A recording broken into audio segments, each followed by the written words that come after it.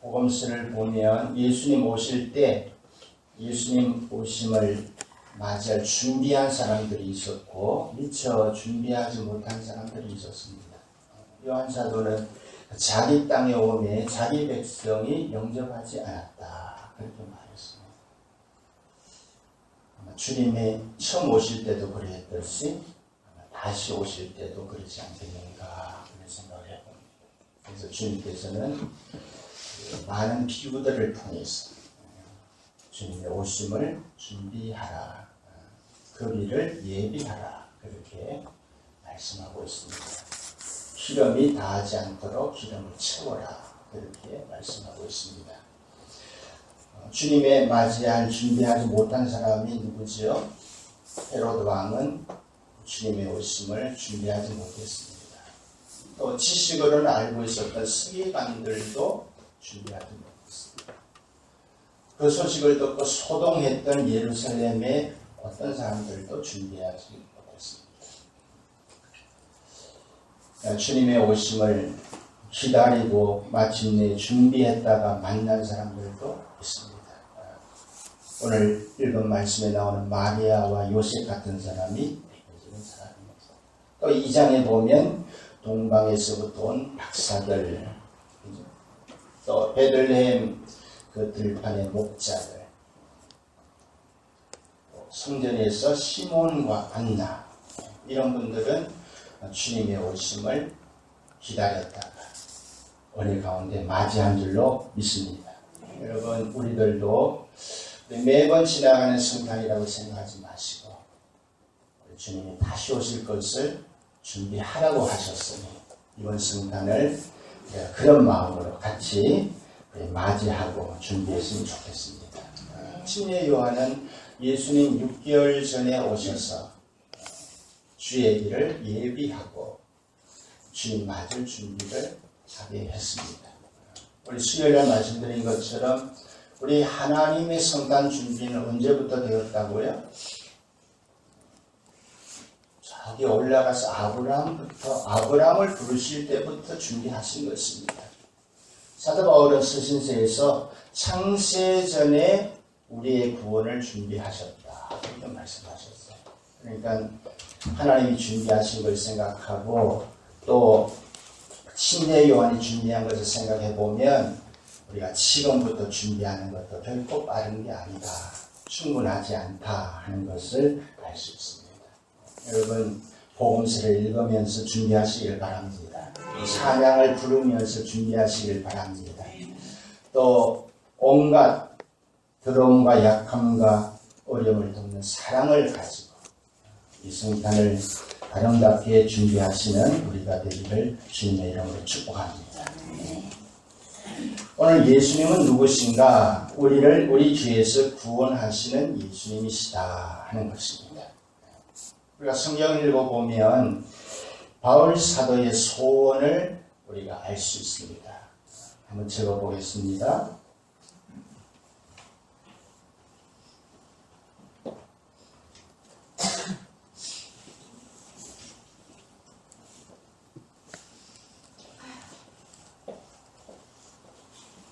이 내목 안에 들어갈 게 뭘까요?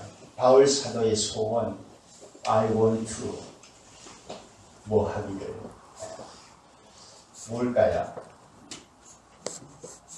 사도 바울은 나는 예수님을 알기를 원한다. 그분을 더 알기를 원한다.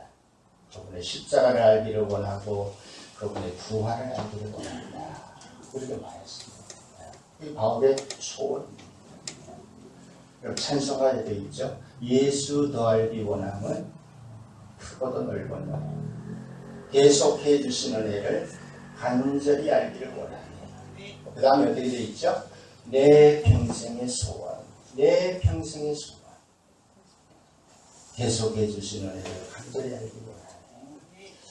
나는 예수님을 더 알기를 원한다. 그분을 더 알기를 원한다. 오늘 읽은 말씀을 이해하면 내 죄를 구원해 주시는 그분을 더 알기를 원한다. 아멘 할렐루야. 목사님 말씀을 듣고 보니까 나도 이렇게 해야 되겠다 하지만 듣기 전에는 여기 네모에 뭐가 들어갔습니까? 12월 달에 수지 맞았으면 좋겠다. 병을 고쳤으면 좋겠다. 우리 아이 취직했으면 좋겠다. 이번 쌍꺼풀이 잘 나왔으면 좋겠다. 혹시 그런 것 아닙니까? 예. 물론 다 좋습니다. 좋은 소원들이 있어야 되지. 가장 중요한 소원은 그분을 더 알기를 원하는 것. 내 죄를, 나를 죄에서 구원해 주시는 예수님을 더 알기를 원합니다. 그분을 아는 것에서 자라기를 원합니다. 여러분, 이러한 좋은 소원들이 꼭 있기를 간절히 바랍니다. 그래서 성경에서 예수님은 누구신가, 무슨 일을 하시는가 생각해 보면 첫째는 우리 죄를 용서하시는 일을 하십니다. 여러분, 전쟁 이야기 많이 들어보셨죠?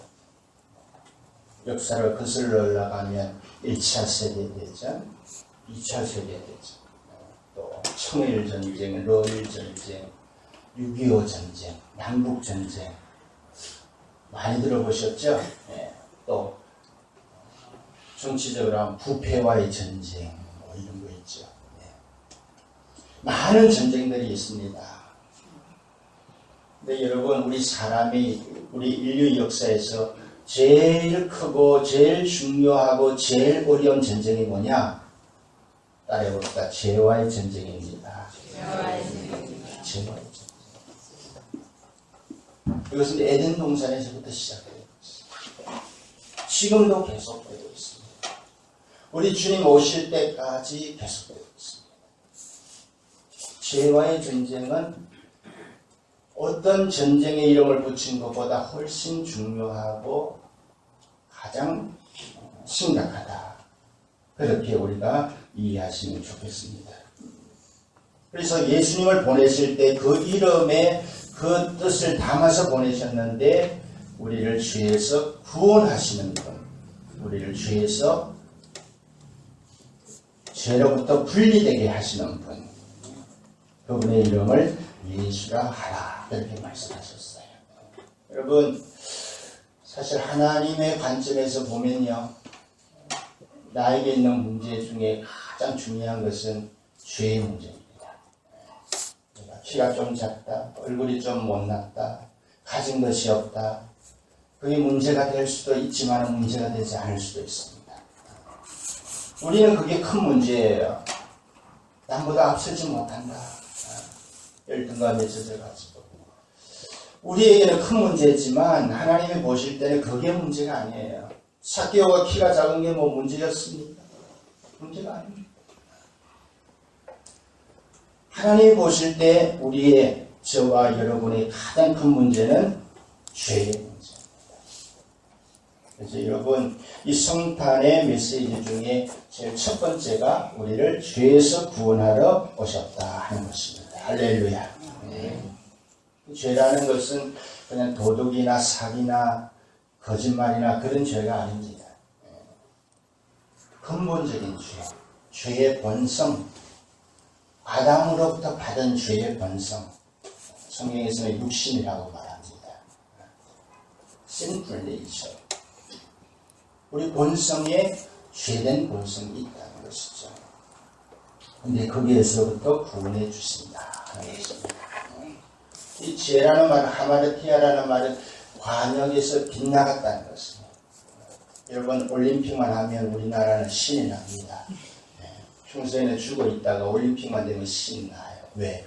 양궁에서 남자든 여자든 나이가 많든 적든 쏘면 금메달입니다. 할렐루야. 빗나가지 않고 정중앙을 맞췄기 때문에 텐이 되는 거죠. 근데 죄라는 것은 쏘았는데 관역을 맞추지 못했다. 빗나갔다. 하나를 피하라. 그런 것입니다. 하나님께서 우리에게 주신 길이 있는데 그 길에서 빗나갔다. 하나님이 주신 삶의 원리가 있는데 그것에서 빗나갔다. 그것을 죄라고 그렇게 말씀합니다. 그런데 감사한 것은 우리 주님 예수님께서 오셔서 아무도 못한 일을 하신 줄로 믿으시길 바랍니다. 다시 말씀드립니다. 우리 인간의 최대의 문제는 죄의 문제입니다. 어떻게 죄 용서를 받는가의 문제입니다. 근데 그 누구도 내 죄를 용서해 줄 수가 없어요. 누가 내 죄를 용서해 주겠습니까? 재판장이 내 죄를 용서해 주겠습니까? 검사가 내 죄를 용서해 줄 수 있나요? 검사는 없는 죄도 크게 만드는 사람입니다. 변호사가 내 죄를 용서해 줄 수 있나요? 없습니다. 철학자가, 과학자가, 무슨 공자님이 없습니다. 여러분, 눈을 크게 뜨시고 아무리 둘러봐 보세요. 내 죄를 용서해 줄 수 있는 사람은 이 세상에 그 아무도 없는 줄로 믿으시길 바랍니다. 요한복음 15장 24절에 보니까 내가 아무도 하지 못한 일을 저희 중에서 하지 아니하였다면 저희가 죄 없었으려니와 그렇게 말씀하고 있습니다. 모든 사람은 제각기의 짐을 지고 있습니다. 제각기의 죄의 문제를 가지고 있습니다. 그 문제도 해결하지를 못합니다. 그러니까 내 죄를 해결할 수도 없고 용서할 수도 아무도 없는 것입니다. 누구도 없는 것입니다. 그런데 감사하게도 오늘 21절에 보니까 자기 백성을 그들의 죄에서 구원해 주실 것이다. 감사해요. 주 예수 같은 분은 이 세상에 없습니다. 할렐루야. 예. 그래서 아무도 못한 일을 하시는 분이십니다. 또 다른 성경 보면 마귀의 일을 멸하려고 오셨다고 그랬어요. 요한일서 3장 8절에 보니까 죄를 짓는 자는 마귀에게 속하나니. 그러니까 우리가 하나님께 속하든지 마귀에게 속하든지. 마귀는 처음부터 범죄함이니라. 하나님의 아들이 나타나신 것은 따라합시다. 마귀의 일을 멸하려 하심이니라. 마귀의 일이 뭐예요? 우리를 죄짓게 하는 거예요. 그래서 우리를 죽게 하는 겁니다. 우리를 지옥으로 끌고 가는 것이 마귀의 일입니다. 죄의 삭은 사망이에요. 사망의 끝은 심판의 지옥입니다. 마귀의 일을 멸하려고 오셨다고 주님이 말씀하셨습니다. 그리고 우리 죄를 용서하시려고 오신 줄 믿습니다.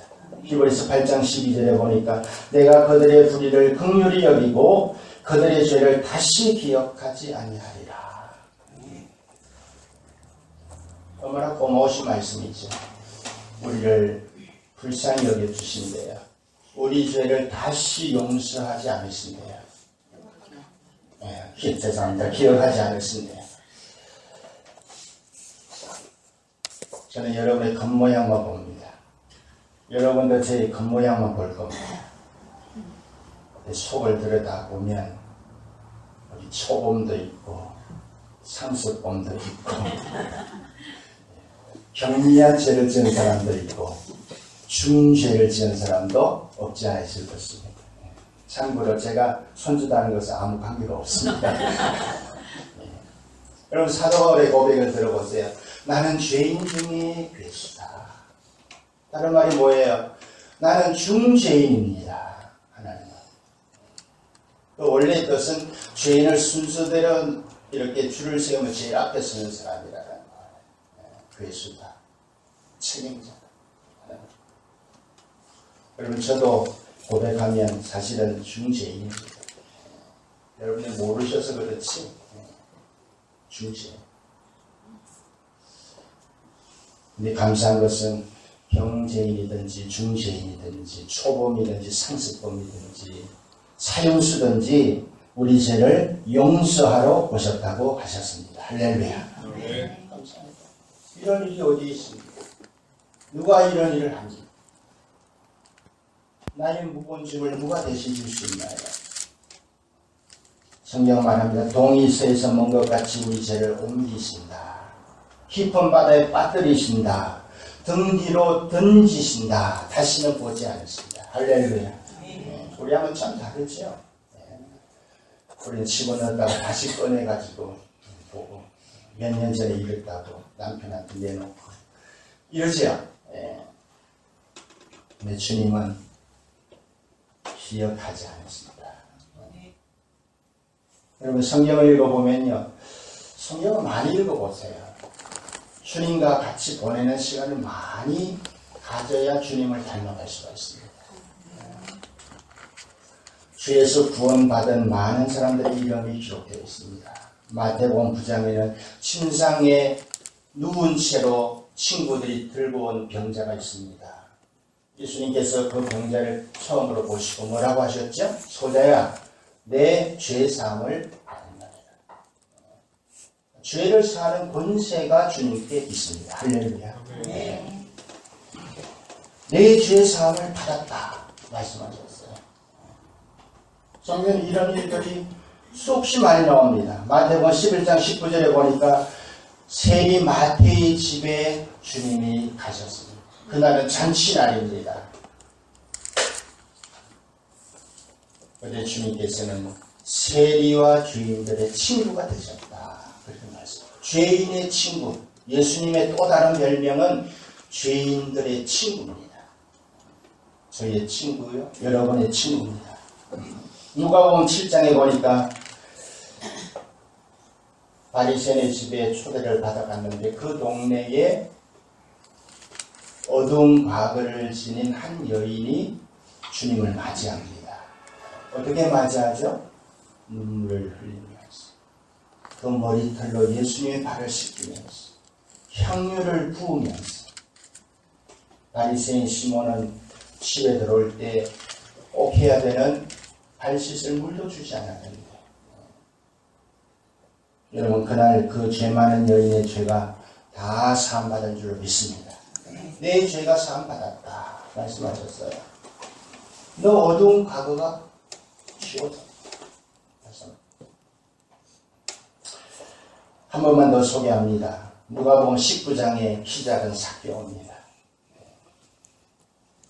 삭개오가 어떻게 주님을 만났죠? 뽕나무에 올라갔어.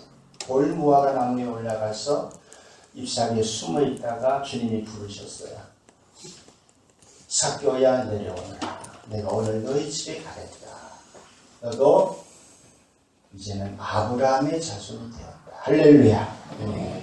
내가 온 것은 따라해봅시다. 이런 자를 찾아 구원하기 위해서이다. 아멘. 잃어버린 사람을 찾아서 구원하시려고, 우리를 죄에서 구원하시려고 주님이 오셨고 삭개오에게 오시고 이 시간 말씀 가운데 우리에게도 오시는 줄 믿으시길 바랍니다. 삭개오 참 재미있는 동물이에요. 그래서 성경에 보면 참 상상을 얼마든지 할 수 있는 분입니다. 하나님의 은혜를 어떤 사람들이 받느냐, 하나님의 기적을 어떤 사람이 체험하느냐 생각해 보면 삭개오가 참 재미가 있습니다. 하나님의 은혜는 겸손한 사람이 받는 것은 분명합니다. 물이 아래로 흐르듯이 하나님의 은혜는 항상 낮은 데로 흐른다고 그랬죠. 하나님의 은혜는 겸손한 사람들이 받습니다. 삭개오는 세리장이었지만은 그 여리고성에서는 모르는 사람이 없었지만은 주님 앞에는 어린아이가 되어가지고 쪼르르 달려가서 무화과나무 위에 올라간 것입니다. 겸손한 사람이었어요. 또 하나 오후 예배도 말씀드릴 텐데 따라해 봅시다. 주님의 은혜는 열정 있는 사람이 받습니다. 아멘. 삭개오가 그냥 등 뒤에서 이렇게 예수님을 볼 수도 있었어요. 그는 열정이 있었어요. 꼭 예수님을 봐야 되겠다. 열정이 있었어요. 그래서 무화과나무 위로 올라간 거예요. 다른 사람의 도움을 받았을지 모르겠어. 그걸 비웃은 사람도 있을 거예요. 그거에 관계없이 주님을 만나겠다는 열정을 가지고 주님을 봤을 때에 주님께서 그의 이름을 불러주신 줄로 믿습니다. 이렇게 성경에는 주님 앞에 나와서 주님을 만나고 주님을 영접하고 죄 사함 받은 많은 증인들이 있습니다. 그리고 이 시간 이 자리에 예배 드리는 이 시간에 저와 여러분이 예수님을 통해서 죄 용서받은 증인이 되는 줄 믿습니다. 그러면 우리를 어떻게 죄에서 구원하시는가? 우리가 성경 전체를 보면 첫째는 주님은 우리의 대제사장이 되셔서 우리 죄를 용서하십니다.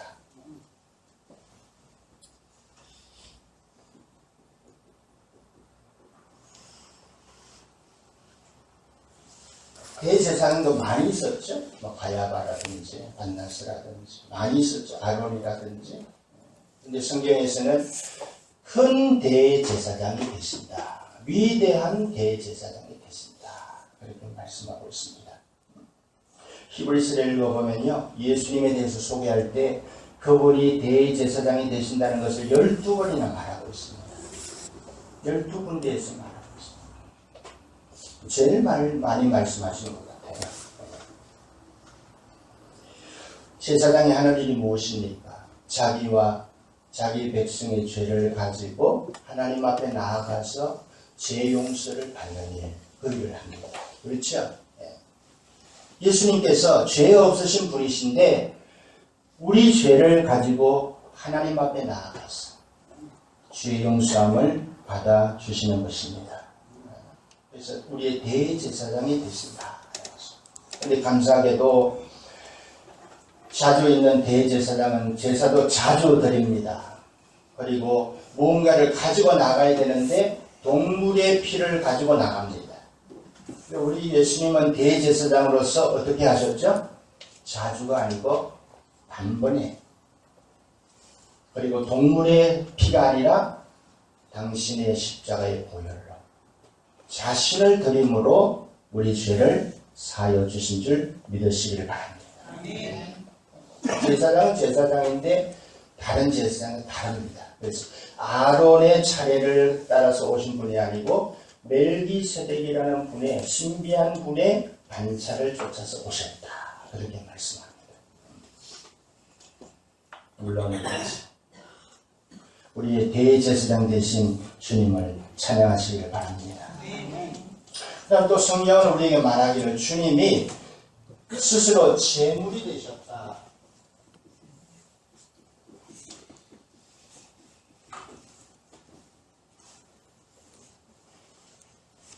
주님이 어린 양이 되시고 제물이 되심으로 우리 죄를 용서해 주신다. 그렇게 말씀합니다.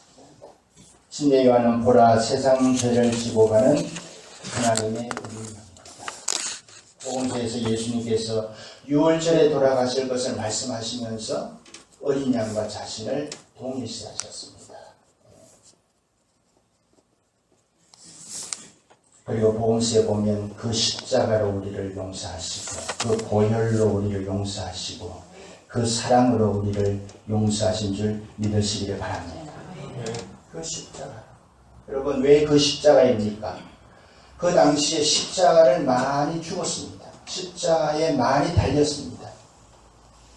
그런 일반적인 십자가가 아니고 예수님이 달리셨던 갈보리 언덕의 그 십자가.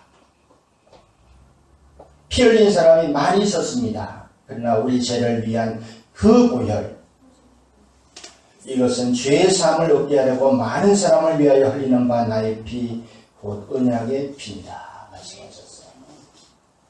성문 밖에 나아가셔서 우리를 위해서 고난을 받으셨다. 그렇게 말씀하고 있습니다. 그리고 그 사랑입니다. 여러분 세상에 사랑이 많죠? 아버지의 사랑, 어머니의 사랑, 친구의 사랑, 연인의 사랑, 부모님의 사랑, 사랑도 종류가 많습니다.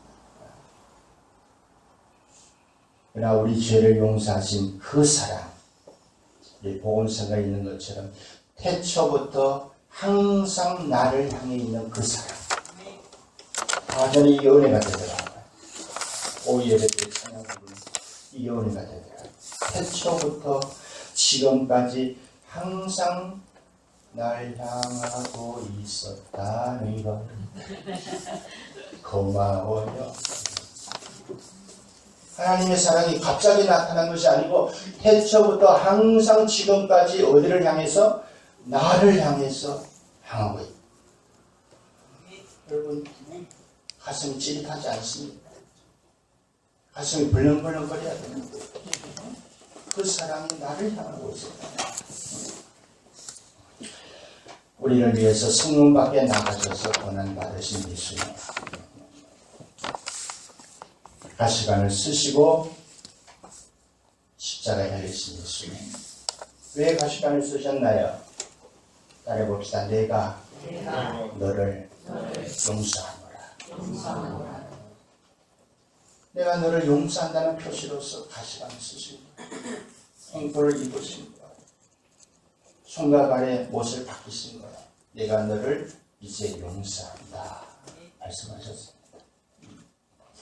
찬송가 144장에 보니까 예수 나를 위하여 십자가를 질 때 세상 죄를 지시고 고쳐 당하셨네. 예수님 나의 죄 위하여 보배 피를 흘리니 죄인 받으소서. 아멘. 마지막으로 한 가지만 더 말씀드립니다. 우리는 십자가의 보혈로 죄 용상을 받습니다. 우리 생활 속에서 그것이 이루어져야 되겠죠. 그래서 우리는 어떻게 죄와 싸워서 이기는 그리스도인이 되는가 하는 것입니다. 이게 중요하죠. 우리의 제일 최대의 문제는 뭐라고 그랬죠? 죄의 문제라고 그랬어요. 세상에 있는 제일 큰 전쟁은 뭐라고 그랬죠? 죄와의 전쟁이라고 그랬어요. 그래서 여러분 주일날 주님 앞에 예배하러 나올 때 한 주간 동안 죄와 싸워서 승리자로서 나와서 하나님께 예배드리고 찬양하고 감사의 예물을 드리고 이러는 것과 일주일 내내 죄와 싸워서 한 번도 이긴 적이 없고 늘 지고 패배자로 와가지고 하나님께 찬송하며 찬송이 나오고 있습니다. 하나님께 기도드리면 그 기도가 생기가 있을까요? 그래서 이제는 죄의 패배자로 살지 말고 이 시간 이후로 여러분 주님께서 우리에게 용서를 주셨으니 승리하셨으니 우리들도 주님과 연합된 자로 주님 안에 있는 사람으로 우리도 죄와 싸워서 이기고 승리하는 사람으로 하나님께 예배할 수 있기를 바랍니다. 여러분 성경을 자세히 읽어보세요. 요한 1서 3장 9절 같은 말씀에는 놀라운 말씀이 있어요. 그리스도인은 죄를 짓지 않는 사람이다. 그렇게 되어 있어요. 그럼 나는 그리스도인인가 아닌가? 분명히 그리스도인은 죄를 지을 수 없다고 되어 있는데 거기 보니까 하나님께로서 난 자마다 죄를 짓지 아니하나니 이는 하나님의 씨가 그의 속에 거하며 저도 범죄치 못하는 것은 하나님께로서 났습니다. 죄를 짓지 아니하고 범죄치도 못한다고 그랬어요. 그리스도인들은. 근데 우리의 삶 속에서 죄가 흔하고 자주 발견되고 싸워서 이기기보다 질 때가 많고 왜 그렇습니까? 여러분? 그래서 우리가 성경을 배워야 합니다. 우리가 어떻게 죄와 싸워서 이기는가 하는 것을 우리가 배워야 할 줄 믿습니다. 로마서가 그것을 아주 자세하게 말씀하고 있습니다. 사도 바울이 죄인 중에 계시라고 그랬죠. 중죄인이라고 그랬죠. 근데 내가 어떻게 죄와 싸우고 있고 어떻게 싸워서 이기는 삶을 살고 있다고 로마서에서 자세하게 기록하고 있습니다. 조금 어렵게 기록하셔서 그렇지 자세하게 기록하고 있습니다. 로마서 1장은 복음에 대해서 말씀합니다. 이 복음을 전하기를 원한다. 복음이 예수님이지요. 예수님. 우리를 죄에서 구원하신 예수님 복음입니다. 2장부터는 죄에 대해서 말합니다. 2장 3장에서는 죄에 대해서 쭉 말합니다. 그리고 그 죄를 이기는 것이 하나님의 은혜인데 3장부터 우리가 하나님 앞에 따라해봅시다. 의롭다 하심을 받았습니다. 그 이야기를 쭉 합니다. 그러니까 우리가 예수님 믿을 때 정확하게 말하면 죄에 대해서 죽고 하나님에 대해서 사는 침례를 받을 때 우리에게는 하나님의 의로움이 주어지는 것입니다. 하나님이 나를 의롭다고 인정하시는 것입니다. 여러분 재판장에서 검사가 아무리 이 사람 큰 죄가 있습니다 해도 재판장이 이 사람은 죄가 없습니다 하고 판결을 하면 그걸로 끝입니다. 하나님께서 우리를 의롭다고 간주하셨습니다. 할렐루야. 그것이 3장부터 쭉 나와요. 그리고 5장부터 8장까지 따라봅시다. 그리스도인의 성화된 생활. 어떻게 우리가 죄와 싸워서 이겨서 거룩하게 살아갈 수 있는가? 그것을 자세하게 말씀하고 있습니다. 우리 8장 마지막에는 그 생활을 넘어서 주님 만날 때 우리가 어떻게 영화롭게 되는가? 우리 영혼은 지금 살고 있지만 이 몸은 죽을 몸인데 어떻게 그날에 이 죽을 몸도 예수님을 부활하신 하나님의 능력으로 다시 살 것인가 하는 그 영화에 대해서 말씀하고 있습니다. 그 내용은 잠깐 소개해 드립니다. 우리가 구원받을 때 내 안에서 어떤 변화가 일어나는가 하는 것입니다. 첫째는 사도 바울은 죄로 해서 굉장히 괴로워했습니다. 죄의 문제가 해결이 안 되는 것입니다. 예수님을 믿기는 하는데 내 생활에 아직도 죄의 문제가 해결이 안 되는 거예요. 교회는 다니는데, 기도는 하는데, 성경을 읽는데 죄와 싸워서 이기지를 못하는 거예요. 사도 바울도 그것 때문에 괴로워했습니다. 오호라 나는 비참한 사람이로다.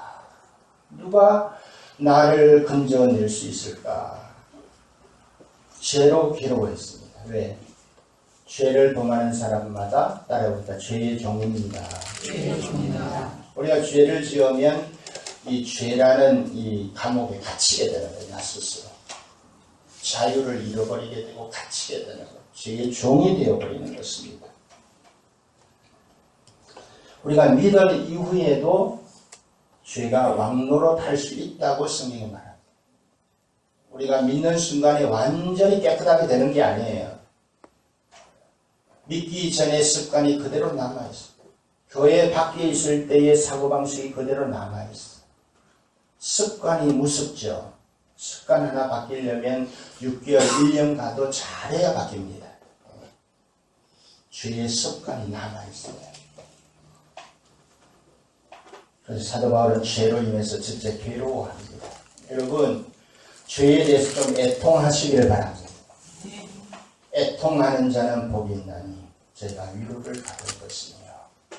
죄에 대해서 애통해야 합니다. 예수님께서는 내 나를 죄에서 구원해 주셨는데 왜 나는 죄의 문제가 해결이 안 되는가? 왜 나는 죄와 싸워서 이기지 못하는가? 그 다음에 사도 바울은요, 죄의 문제의 본질을 알았어요. 그게 뭐냐면 내 속에 내가 원하지 않는 것이 있는데 그것은 아담으로부터 받은 죄의 본성이 내게 있다 하는 것입니다. 아담으로부터 받은 죄의 본성이 내게 있다. 여러분, 문제가 무엇인가 알면 해결책도 찾을 수가 있습니다. 여러분,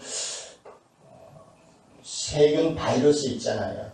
지금 우리 어릴 때 소아마비라든지 뭐 여러 가지 질병들이 있었는데 여러분 병을 아니까 세균을 아니까 그게 맞는 백신을 만들어서 소아마비도 덜 걸리고 그죠? 예, 뭐 다른 병은 없어져 버리고 천연두 같은 건 없어졌다 그러죠? 예. 그러니까 알면 해결할 수 있습니다. 모르니까 안 되는 거예요. 여러분 군인들도 이 훈련이나 전쟁을 할 때 적이 보이면 싸울 수가 있죠. 근데 숨어 있으면 은폐를 하고 은폐를 하면 안 보이니까 싸워도 이길 수가 없죠. 싸울 수도 없고. 여러분 죄의 정체는 다 드러났습니다. 할렐루야. 우리는 적을 알고 있습니다. 그러니까 싸우기가 쉬운 거예요. 문제를 해결하기가 쉽습니다. 아는 적은 이기기가 쉬운 것입니다. 성경은 뭐라고 말하는가 하면 이 죄의 본성이 내 안에 있으면서 따라해봅시다. 왕노릇하고 있습니다. 이게 주인이 되어가지고 이게 왕노릇하면서 나를 끌고 다닌다는 것입니다. 그래서 죄의 종이다. 이 아담으로부터 받은 타락한 본성입니다. 요한일서 1장 8절에 보니까 만일 우리가 죄 없다 하면 우리는 자신을 속이고 있고 진리를 알지 못하고 있다. 그렇게 말씀합니다. 여기서 죄라는 것은 악한 본성이 우리에게 있다는 것입니다. 사도 바울도 그것을 고백했습니다. 내 속에 원치 않는 것이 있구나. 내가 원하는 것은 하나님의 뜻에 순종하며 사는 것인데 내 속에 내가 원치 않는 이것이 나를 죄로 끌고 가고 있구나. 중요한 것은 무엇입니까? 예수님께서 내 죄를 구원하셨다는 것을 알고 더 이상 끌려다니지 않는 것입니다. 나는 더 이상 끌려다니지 않는다. 예수님이 나를 죄에서 구원하셨다. 여러분 이것을 주장하시길 바랍니다. 선포하시길 바랍니다. 고백하시길 바랍니다. 그래서 구원받기 전에 가졌던 죄의 본성과 맺었던 관계를 이제는 끊는 것입니다. 끊는다. 죄로부터라는 말은 하나만 쓰겠습니다.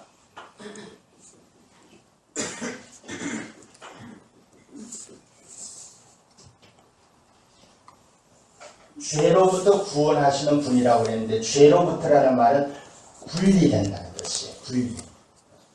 이때까지는 죄와 연결되어 있었어요. 죄가 주인이 되어서 나를 끌고 다녔어요.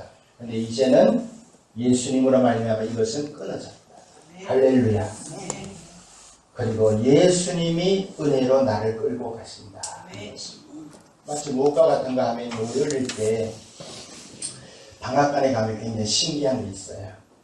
어릴 때 방앗간 가보셨나요? 가보면요 막 기가 돌아가는데 밑에서는 막 살이 빠져나오는데 이 위에 지붕 쪽에 보면 이 기계들이 쭉 연결돼 가지고 기아 같은 게 어떤 거는 크고 어떤 거는 작은 데 있어 가지고 피대라고 그러죠. 이 줄을 여기에다 걸면 이게 빨리 돌아가고 조그만 데 걸면 빨리 돌아가고 큰 데 걸면 천천히 돌아가고 그런 게 있어요. 근데 놀라운 것은요, 그 방앗간 주인이 긴 장대를 가지고 그 피대에다가 딱 건드리면 그 벗겨지는 거예요. 할렐루야. 어린 눈에는 얼마나 신기한지 몰라요. 근데 능수간 솜씨로 그걸 벗긴 것을 가지고 또 다른 기어에다가 이렇게 걸면 또 거기 걸어가지고 또 걸어가는 거예요. 비유로 하자면 그런 거 있습니다. 이제까지는 내가 죄에 연결이 되어가지고 죄가 이끄는 대로 돌아갔어요. 근데 예수님께서 우리를 구원하시는 분이시기 때문에 그 피대를 벗겨내시고 분리하시고 아멘. 이제는 은혜라는 더 좋은 곳에 우리를 연결시켜 주신 것입니다. 그래서 이제는 더 이상 죄로 살지 않고 하나님의 은혜로 사는 것입니다. 죄가 왕노릇하는 것이 벗어지고 은혜가 왕노릇하는데 우리가 지금 연결되어서 살아가는 것입니다. 할렐루야. 성경은 그것을 생각하라고 그랬어요. 그렇게 간주하라고 그랬어요. 주님이 이 일을 하셨다는 거예요. 그래서 여러분 이제는 나는 더 이상 죄에 끌려다니지 않는다. 왜? 나는 하나님의 은혜에 연결되어 있기 때문에. 그렇게 생각하시길 바랍니다. 내 속에 죄의 소욕이 육신의 정력이 막 끌어오를 때가 있어요. 이상하게 강해질 때가 있어요. 그때마다 고백하세요. 나는 은혜에 연결되어 있다. 더 이상 죄에 연결되어 있죠. 나는 이미 분리되었고 끊어졌다. 사도 바울은 그것을 심리에서 주님과 연합되어서 죽었다고 그랬어요. 죽었다. 그리고 다시 주님과 연합되어서 살아났다. 그렇게 말씀하셨습니다. 할렐루야. 죄에 대해서 죽고 의에 대해서 다시 사는 것입니다. 한 가지만 더 예를 듭니다. 이번에 남북이 앞으로 잘해보려고 기차 연결하는 걸 지금 이것이 뉴스에 나오죠. 예. 보니까 이 어디까지는 우리 한국 기관차가 그 차를 끌고 가요. 그런데 북한에서는 그 선로라든지 설비가 좀 부족하기 때문에 시속 한 20에서 50, 60km밖에 못 다닌다고 그러잖아요. 그래서 기관차를 바꾸어 가지고 북한차가 끌고 가는 거예요. 그런 뉴스 보셨죠? 내려올 때는 반대로 북한차가 끌고 오다가 벗겨버리고 우리 한국에 더 좋은 기차가 올라가서 그 연결해서 할렐루야 은근히 찬양합니다. 끌고 오는 거예요. 여러분 마치 그것과 같은 것입니다. 여러분 북한차가 끌면 좋겠습니까? 네? 더 좋은 우리 대한민국의 차가 있는데 더 좋은 차가 있는데 여러분 더 좋은 하나님의 은혜가 왕노로 타시도록 은혜에 끌려서 살아가시기를 주의 이름으로 부탁을 드리겠습니다. 여러분 죄의 유혹을 받을 때마다 이걸 기억하세요. 나는 더 이상 죄의 종이 아니다. 나는 이전에는 그렇게 살았지만은 더 이상 그렇게 살지 않는다. 나는 하나님께 연결되어 있고 은혜에 연결되어 있고 예수님은 나를 죄에서 구원해 주시는 분이시다. 그래서 죄에 대해서는 하나님이 싫어하시는 것에 대해서는 노라고 하세요. 사람 얼굴 보고 이익 따지고 얼버무리지 마세요. 하나님은 더 좋은 것을 주실 수 있는 분입니다. 죄에 대해서는 노라고 부르고 하나님 말씀에 대해서는 예수라고. 여러분 그렇게 잘 받아들이시기를 간절히 바랍니다. 근데 처음에 거절하기가 어렵죠? 한 번 거절하고 두 번 거절하고 그것은 노라고 하면 할수록 쉬워지는 거 아세요? 하면 할수록 쉬워집니다. 그래서 옛날에는 죄를 짓는 것을 습관과 같이 했는데 이것이 점점 쉬워지면 어떻게 돼요? 은혜 안에 사는 것이 점점 쉬워집니다. 할렐루야. 그러면 주님 앞에 나와서 예배 드리는 것이 신나는 일이에요. 주님 앞에 나와서 찬송 부르는 게 기쁜 일이에요. 왜? 나를 내 죄에서 구원하신 주님으로 인해서 내가 세상에서 승리했기 때문에. 성경에 보니까 승리하는 그리스도인들에게 하나님이 주시는 게 있어요. 그게 죄에서 분리하시는 거고요. 또 하나 한번 따라 봅시다. 하나님의 뜻을 행하는 소원을 주십니다. 아멘. 그리고 능력도 주십니다. 소원을 주시는 분이 능력도 주시는 거예요. 여러분 군대 불려놓고서는 아무것도 안 주는 나라가 어디 있어요? 군인들이 추울 때는 따뜻하게 지낼 수 있도록 방한복도 주고 장갑도 주고 하지 않겠습니까? 빌립보서 2장 13절에 보니까 자기의 기쁘신 뜻을 위하여 너희로 소원을 두고 행하게 하시나니 그랬어요. 그래서 전에는 우리가 죄를 좋아하고 죄에 대해서 미련이 있고 죄를 짓고 싶은 소원이 있어요.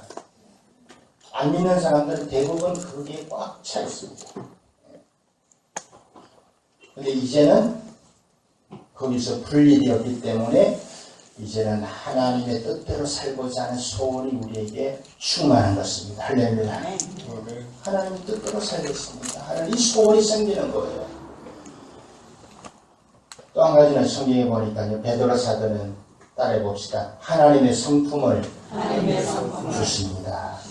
아멘. 구원받은 성도들을 하나님의 성품에 참여하는 자로 세우셨다. 그렇게 말씀하셨습니다. 소원도 주실 뿐만 아니라 우리에게 하나님의 성품을 주셔서 무엇이 옳은지, 무엇이 의로운지, 무엇이 선한지 알게 하세요. 그리고 그것을 행하게 하십니다. 할렐루야. 사도 바울은 로마서 8장에서 그래서 우리에게 성령을 주셨다. 그런 말씀이었습니다. 그래서 여러분 신앙생활 내 힘으로 하는 거 아니에요. 성령이 주시는 힘으로 하는 것. 성령님의 인도하심에 순종해서 하는 것이 진정한 신앙생활입니다. 내 힘으로 하는 거 아니에요. 내 힘으로 하면 주일날 11시 나오기가 쉽지 않습니다. 주일 오후 예배까지 견디기가 쉽지 않습니다. 여러분 끈기를 가지세요. 끝까지 견디는 자가 구원을 얻으리라. 제가 왜 이 말을 계속해야 되는지 모르겠습니다. 끝까지 견디는 자가 구원을 얻으리라. 소원도 주시고 성령도 주시고 신의 성품도 주시고 죄에서 분리되게 하시고 아멘. 북한 기관차에 끌려다니지 마세요. 우리 대한민국의 좋은 정말 미련 있는 그런 능력으로 우리가 살아갈 수가 있습니다. 성령이 내 안에 계십니다. 그래서 우리가 죄를 지을 때 성령이 뭐라고 합니까? 성령이 근심하신다. 그랬습니다. 성령을 근심하게 하지 말아라. 그렇게 말씀하셨어요. 사랑하는 여러분, 주님의 은혜가 얼마나 좋고 큰지 모르겠습니다. 이런 삶을 계속 살아갈 때에 성령의 도우심으로 마침내 우리는 죄와 상관없는 사람이 되는 줄로 믿습니다. 그래도 우리는 부족하다고 말해야 되겠죠. 그래서 사도 바울은 내가 잡았다 한도 아니고 얻었다 한도 아니고 나는 뒤에 있는 것은 잊어버리고 앞에 있는 것을 향해서 부르심의 상을 향해서 지금도 달려가고 있습니다. 그렇게 말했습니다. 이게 그리스도의 삶입니다. 사랑하는 여러분, 우리를 우리 죄에서 구원하기 위해서 오신 예수님, 그분을 영접하기 참 좋은 성탄의 계절인 줄로 믿습니다. 주님을 영접하세요. 그래서 더 이상 죄의 종으로 살지 마세요. 이제는 은혜의 종으로 사시기를 바랍니다. 은혜의 일꾼으로 사시기를 바랍니다. 양심의 자유를 얻으세요. 하나님 앞에 두려움으로 서지 말고 하나님 앞에 담대하게 설 수 있는 저와 여러분이 다 되시기를 간절히 바랍니다.